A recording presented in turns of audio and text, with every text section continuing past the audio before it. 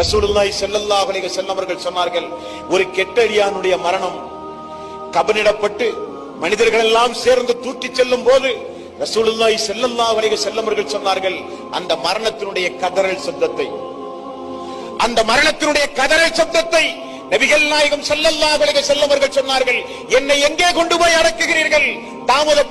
தாமதப்படுத்துங்கள், என்னை கொண்டு போய் அடக்காதீர்கள் என்று தீய மரணம் கதறுகிற சப்தம் மனித ஜின் இனத்தை தவிர எல்லா உயிர் ஜீவராசிகளும் கேட்கும் என்று ரசூலுல்லாஹி ஸல்லல்லாஹு அலைஹி வஸல்லம் அவர்கள் சொன்னார்களே.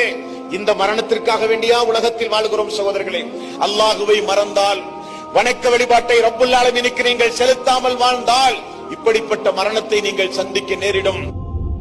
அல்லாஹு தஆலா முஸ்லிமிலே வருகிற செய்தி, அல்லாஹு தஆலா மறுமை நாளில் ஒரு அடியானை அழைப்பானாம்.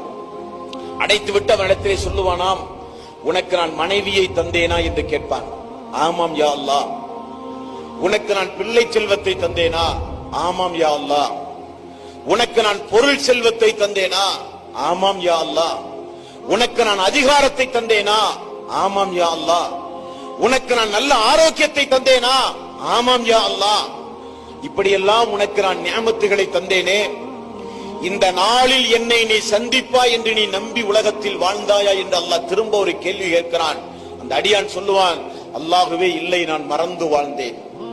அல்லாஹ் திரும்ப சொல்லுவானாம், எப்படி இந்த நாளையும் என்னையும் நீ மறந்து வாழ்ந்தாயோ அதே போல உன்னை நானும் மறந்து விட்டேன் என்று அல்லாஹ் சொல்லுவானாம்.